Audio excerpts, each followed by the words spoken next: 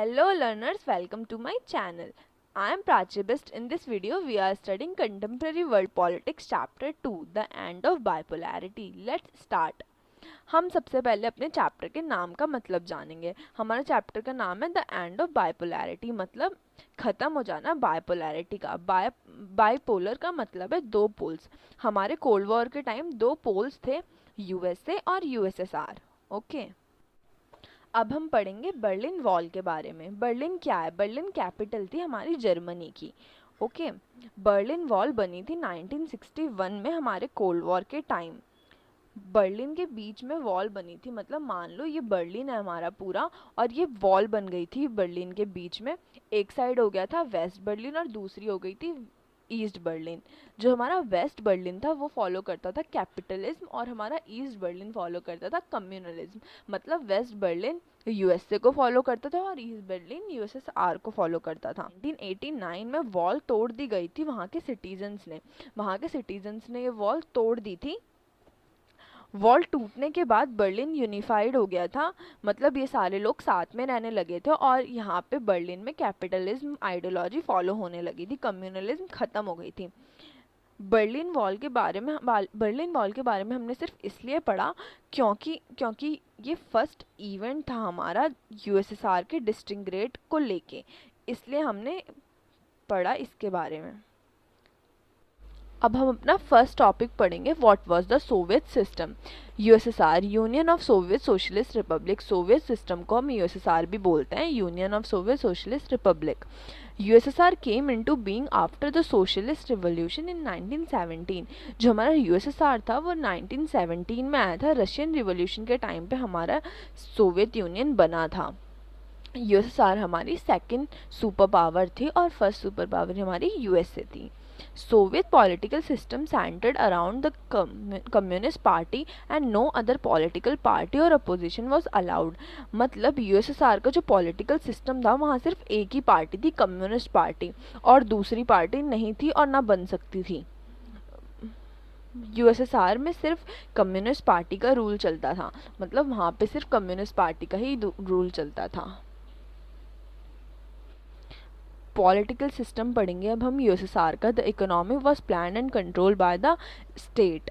मतलब जितनी भी इंडस्ट्रीज, लैंड वगैरह थी वो सब कंट्रोल करता था हमारा state. One party dominance. USSR में वन पार्टी सिस्टम था, मल्टी पार्टी सिस्टम नहीं था. कम्युनिस्ट पार्टी पॉलिटिकल सिस्टम था. जो यूएसएसआर का जो पॉलिटिकल सिस्टम था उसको कंट्रोल कौन करता था? Communist party. सोशलिस्ट ब्लॉक और वॉर्सो पैक्ट था कि जो सोवियत यूनियन ने अपने अलाइसेस बनाने स्टार्ट कर दिए थे, जो था वॉर्सो पैक्ट. ईस्ट यूरोपियन की कंट्रीज़ भी इसका पार्ट बनी थी. ईस्ट यूरोपियन कंट्रीज़ में भी कम्युनलिज्म आइडियोलॉजी फॉलो होती थी. ये जो सारी कंट्रीज़ थी उनको कैटेगराइज किया गया था सोवियत ब्लॉक के नाम से, क्योंकि इनकी जो आइडियोलॉजी थी वो सोशलिस्ट और कम्युनलिज्म थी. जो सोवियत ब्लॉक और वॉर्सो पैक्ट था, इसका लीडर कौन था? इसका लीडर था यूएसएसआर. अब हम इकोनॉमिक फीचर्स पढ़ेंगे यूएसएसआर के. It had a complex communication networks, vast energy resources including oil, steel, iron and machinery production. मतलब जो सोवियत यूनियन था वो बहुत ज़्यादा डेवलप था. इनका जो कम्युनिकेशन नेटवर्क था वो बहुत ज़्यादा स्ट्रॉन्ग था, मतलब एक स्टेट से दूसरी स्टेट तक कम्युनिकेशन बहुत ईजिली हो जाता था. वास्ट एनर्जी रिसोर्सेज, मतलब इनके पास ऑयल, स्टील, आयरन बहुत ज़्यादा मात्रा में थे. मशीनरी प्रोडक्शन, मतलब इनका जो मशीनरी वर्क था वो भी बहुत ज़्यादा अच्छा था. Transport sector that connected it's remotest areas with efficiency. इनका ट्रांसपोर्ट सेक्टर भी बहुत ज़्यादा डेवलप था. रिमोट मतलब वो जगह जहाँ आसानी से ना पहुँचा जा सके वहाँ तक ये ट्रांसपोर्ट कर लेते थे. इनका ट्रांसपोर्ट सिस्टम इतना अच्छा था. Domestic consumer industry that produce everything from pins to car. एक इंडस्ट्री थी जो सब चीज़ बनाती थी, सब ज़रूरत का सामान जो भी इनको नीड होती थी किसी चीज़ की वो चीज़ बना देती थी. बस उसकी जो क्वालिटी होती थी वो इतनी अच्छी नहीं होती थी जितनी अच्छी यूएसए की क्वालिटीज़ होती थी सामान की. All the Soviet state ensured a minimum standards of living for all citizens. USS poverty बहुत कम थी वहाँ की, मतलब वहाँ ज़्यादा गरीब लोग नहीं थे, क्योंकि जो गवर्नमेंट थी वो सारा सामान, क्लोथ्स वगैरह सब कुछ सबको बराबर बराबर बांटती थी। नो अनएम्प्लॉयमेंट, मतलब वहाँ पे अनएम्प्लॉयमेंट बिल्कुल भी नहीं थी। State ownership was dominant. अभी हमने पढ़ा कि सब कुछ इतना अच्छा था, सब कुछ स्टेट प्रोवाइड करती थी, खाने से लेकर हर चीज़, किसी लोग को कुछ भी प्रॉब्लम नहीं होती थी। अब हम पढ़ेंगे ऐसे क्या रीज़न थे जिसकी वजह से हमारा यूएसएसआर ख़त्म हो गया था, यूएसएसआर का डिसइंटीग्रेट हो गया, रेगुलेशंस कर दिए थे, मतलब वो बहुत ज़्यादा, मतलब वो वहाँ पे रह नहीं पा रहे थे, उन्होंने इतना मुश्किल कर दिया था उनका जीना। नो फ्रीडम ऑफ स्पीच, उनको कोई बोलने का अधिकार ही नहीं था। नो डेमोक्रेसी, कोई आज़ादी वगैरह कुछ नहीं था। They express their thoughts in jokes, poems and cartoons, वो ना उन कोई हक नहीं था बोलने बोलने का, कुछ भी नहीं था, इसलिए वो जो अपने जो वो सोचते वगैरह थे वो एक्सप्रेस करते थे जोक्स के थ्रू, पोएम्स के थ्रू, कार्टून्स के थ्रू, इन सब के थ्रू ना वो एक्सप्रेस करते थे अपनी feelings. Tight control over all institution was an accountable to the people। Communist party ने बहुत ज़्यादा कंट्रोल कर रखा था लोगों को, मतलब उन लोगों को अपनी, मतलब खुद से अपने लीडर्स चुनने का हक नहीं था। अगर उनको कोई प्रॉब्लम वगैरह होती थी, वो बोलते भी थे तो भी उनको इग्नोर कर दिया जाता था। Soviet Union lagged behind the West in technology infrastructure, example transport power, fulfilling the political or economic aspiration of citizens। मतलब पता क्या हुआ था, बहुत ज़्यादा उनकी जो टेक्नोलॉजी, हमने सुना था कि इतनी अच्छी टेक्नोलॉजी थी, वो सब कुछ ख़त्म होने लग गई थी, क्योंकि ना वो इतना ज़्यादा खर्चा करने लग गए थे अपनी मिलिट्री पे, आर्म्स वगैरह पे इतना ज़्यादा खर्चा करने लग गए थे, जिससे उनकी जो इकोनॉमिकली वो थी ना, इकोनॉमिक सिस्टम था, वो बहुत ज़्यादा वीक हो गया था। वो बाहर से सामान मंगाते थे, कंज्यूमर्स गुड्स वगैरह वो सब बाहर दूसरी कंट्रीज़ वगैरह से मंगाया करते थे। सबसे ज़्यादा जो टैक्स से ही तो मिलता है सबसे ज़्यादा कंट्री को पैसा, सबसे ज़्यादा टैक्स से मिलता है गवर्नमेंट को पैसा। तो अगर वो दूसरी कंट्री से जाके ख़रीदेंगे सामान वगैरह सब कुछ, तो उनका तो लॉस हो गई, तो वही बहुत ज़्यादा लॉस होने लग गए थे। इनका ट्रांसपोर्ट सिस्टम वीक हो गया था। ये सारे रीजंस थे जिसकी वजह से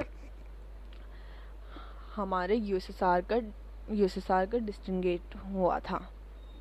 गॉर्बेचेव and the disintegration. Mikhail Gorbachev is a general secretary of the Communist Party of the Soviet Union in 1985। 1985 में मिखाइल गॉर्बेचेव जनरल सेक्रेटरी थे यूएसएसआर में।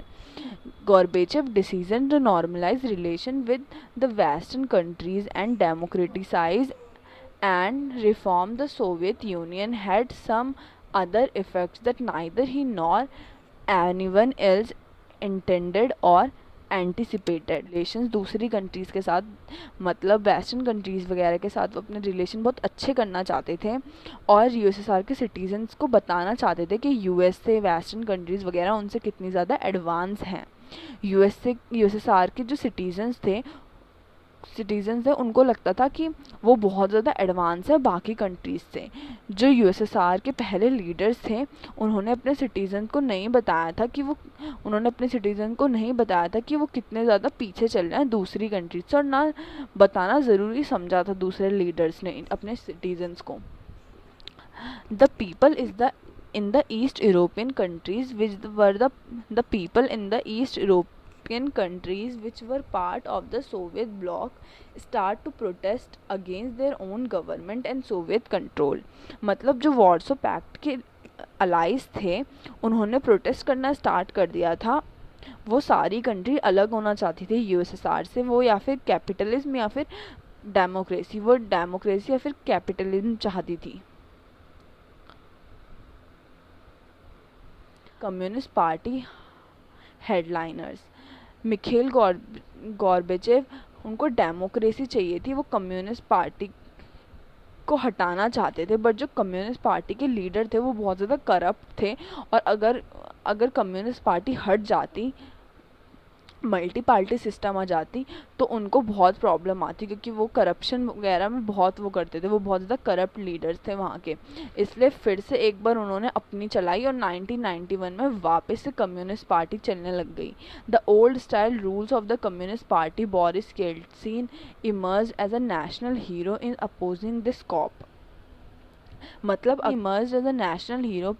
The old style rule of the Communist Party, Boris Yeltsin emerged as a national hero in opposing this coup. मतलब जो Boris येल्टिन था वो एक hero के तौर पे आया था उस टाइम यूएसएसआर में.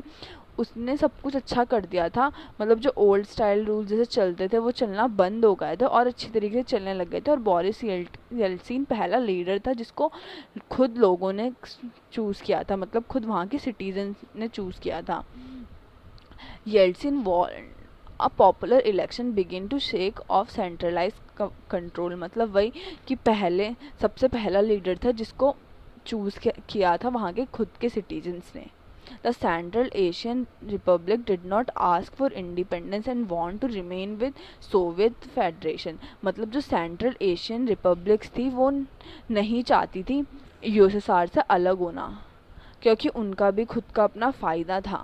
वो इकोनॉमिकली बहुत ज़्यादा वीक थी central Asian countries. In December 1991, under the leadership of the Yeltsin, Russia, Ukraine and Belarus, three major republics of the USSR declared that the Soviet Union was disbanded. मतलब दिसंबर 1991 में येल्टसिन की leadership में Russia, Ukraine और Belarus ये 3 countries ने announce कर दिया था कि यूएसएसआर डिसबैंडेड हो गया. मतलब यूएसएसआर अब ख़त्म हो गया, ये लोग अलग हो चुके हैं यूएसएसआर से. Commonwealth of independent state CIS came as a surprise to the others republics, especially to the Central Asian ones.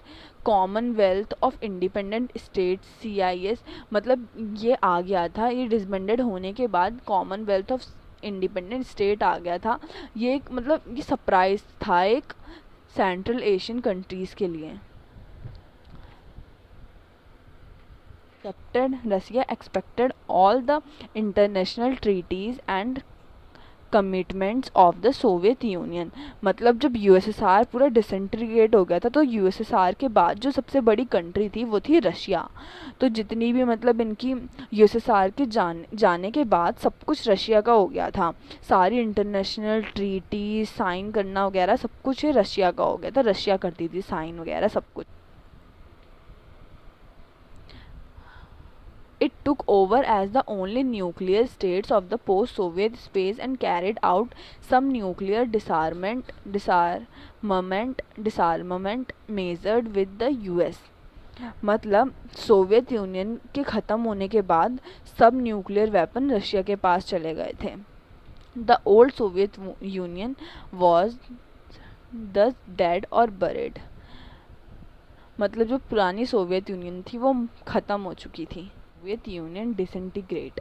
अब हम अपना थर्ड टॉपिक पढ़ेंगे, why did the Soviet Union disintegrate. हमारा सोवियत यूनियन डिसइंटीग्रेट क्यों हुआ था, उसके रीज़न क्या क्या थे. There are 2 reason, political weakness और इकोनॉमिक वीकनेस. 2 रीज़न थे जिसकी वजह से सोवियत यूनियन डिसइंटीग्रेट हुआ था, ख़त्म हुआ था. पॉलिटिकल वीकनेस की वजह से और इकोनॉमिकली वीकनेस की वजह से. अब हम सबसे पहले देखेंगे कि इकोनॉमिकली वीकनेस पढ़ेंगे. Soviet union spends huge amount of money military and nuclear arenas. मतलब जो सोवियत यूनियन था वो अपने मिलिट्री और न्यूक्लियर वेपन बनाने वगैरह में बहुत ज़्यादा पैसे खर्च करता था. Development of its satellite states in eastern Europe and with in the Soviet system. वो सैटेलाइट्स वगैरह को डेवलप करने में भी बहुत ज़्यादा पैसे खर्च करता था जिसकी वजह से कंज्यूमर गुड्स बचे ही नहीं थे यूएसएसआर में. उनको कहीं और से जाके कंज्यूमर्स गुड ख़रीदने पड़ते थे और गवर्नमेंट का सबसे ज़्यादा पैसा तो टैक्स में होता है. और अगर वो दूसरी जगह से ख़रीदेंगे सारा सामान वगैरह तो प्रॉब्लम थी. Citizens become more knowledgeable about the economically advance of the West. मतलब जो लोग थे उनको नॉलेजेबल मतलब जो वहाँ के सिटीजन थे उनको पता चलने लग गया था अपनी इकोनॉमी के बारे में कि वो कितने ज़्यादा पीछे हैं बाकी कंट्रीज से. disparities between west and their own system, they had started comparing their system with the west. मतलब वो बराबरी करने लग गए थे वहाँ के सिटीजन्स, यूएसएसआर के सिटीजन्स बराबरी करने लग गए थे अपनी कंट्री और दूसरे कंट्रीज़ को लेके कि हम दूसरी ईस्टर्न वो वेस्टर्न कंट्रीज़ कितनी ज़्यादा डेवलप है हमसे वगैरह। इसलिए लोगों ने डाउट और क्वेश्चन करना शुरू कर दिया था सोवियत यूनियन से ओपनली। इसलिए लोगों ने प्रोटेस्ट किया बिकॉज कंट्री में इकोनॉमिकली बहुत ज़्यादा वीक हो चुकी थी इनकी कंट्री, इसलिए। And they know about the reality of the backwardness of the USSR. लोगों को पता चलने लग गया था कितने पीछे है यूएसएसआर, ये इकोनॉमिकली वीकनेस थी। अब हम पढ़ेंगे political weakness. The communist party that had ruled by the Soviet Union for over 70 years was not accountable to the people. जो कम्युनिस्ट पार्टी थी उसने 70 साल तक रूल किया था यूएसएसआर में। Ordinary people were aligned by slow and stifling administration. वहाँ की पब्लिक को पता ही नहीं था कि जो सिस्टम है वो किस तरह से काम करता है वगैरह, उनको कुछ भी नहीं पता था। Rampant corruption, the inability of the government to correct. वहाँ बहुत ज़्यादा करप्शन होने लगा था और वहाँ की गवर्नमेंट भी उसको सही नहीं कर पा रही थी, करप्शन को कमी नहीं कर पा रही थी वहाँ की गवर्नमेंट भी। Unwillingness of government to allow more openness of changes। Government public को कुछ भी नहीं बताती थी सिस्टम के बारे में और ना कुछ भी शेयर करती थी। यूएसएसआर के लीडर्स बहुत लग्जरी लाइफ जीते थे और वहाँ के जो लोग थे वो बहुत मेहनत कर कर के कमाते थे, बहुत मेहनत करते थे। और जो बड़े बड़े लोग थे वो एकदम जो करप्ट वगैरह लीडर्स थे कम्युनिस्ट पार्टी के, एकदम लग्जरी लाइफ जीते थे। वहाँ के लीडर्स पब्लिक से कोई मतलब ही नहीं रखते थे, इसलिए यूएसएसआर बहुत जल्दी ख़त्म हो गया। मतलब अगर कोई बात भी होती थी, अगर कोई लोग बोलते भी थे कि ये प्रॉब्लम वगैरह, वो इग्नोर कर देते थे, वो इंटरेक्ट भी नहीं करते थे अपने लोगों अपने सिटीजन्स पे। अब हम अपना 4th टॉपिक स्टार्ट करेंगे, कॉन्सिक्वेंसीज ऑफ द डिसइंटीग्रेशन। क्या क्या कॉन्सिक्वेंसीज हुए थे यूएसएसआर के डिसइंटीग्रेशन के time. End of the cold war confrontation and ideology dispute. जब ख़त्म हुआ था हमारा कोल्ड वॉर कन्फ्रंटेशन, जब हमारी ख़त्म हुई थी, तब आइडियोलॉजी डिस्प्यूट होने लग गया था। The ideology dispute over whether the socialistic system would beat the capitalistic system was not an issue. As a result, end of the confrontation leads to end of arms race and a possible new peace। Cold war के time बहुत ज़्यादा nuclear weapon और army वगैरह ready करके रखी थे इन लोगों ने कि कभी भी अगर हमला हो सकता है, इसके लिए इन्होंने बहुत सारे न्यूक्लियर वेपन्स वगैरह सब कुछ रेडी करके रखे थे। बट जब कोल्ड वॉर ख़त्म हुआ था तो इनके बीच में ना आर्म्स रेस स्टार्ट हो गई थी कि किसके पास ज़्यादा मिलिट्री है, किसके पास ज़्यादा आर्म्स हैं, किसके पास ज़्यादा न्यूक्लियर वेपन्स वगैरह हैं। इन्होंने पूरी रेस स्टार्ट कर दी थी। जब यूएसएसआर ख़त्म हुआ, यूएसएसआर डिसइंटीग्रेट हुआ, तो शांति हो गई थी। आर्म्स वगैरह फिर नहीं बनते थे, फिर इतने आर्म्स वगैरह नहीं बनते थे। सेकंड था हमारा power relations in the world politics changed. जब हमारा जो पावर रिलेशन थी, मतलब जब हमारा यूएसएसआर ख़त्म हुआ था तो प्रॉब्लम थी कि 2 पॉसिबिलिटीज़ थी जब हमारा यूएसएसआर ख़त्म हुआ था, एक यूनिपोलर वर्ल्ड की और एक मल्टीपोलर वर्ल्ड की। मतलब लोगों को लगता था या फिर यूनिपोलर वर्ल्ड मतलब कि सारा कंट्रोल जो यूएसए का होगा, सारा कंट्रोल पूरी दुनिया में यूएसए कंट्रोल करेगा। और मल्टीपोलर वर्ल्ड में कि सब कंट्रीज़ के अलग अलग लीडर्स होंगे, सब अपने हिसाब से चलेंगे।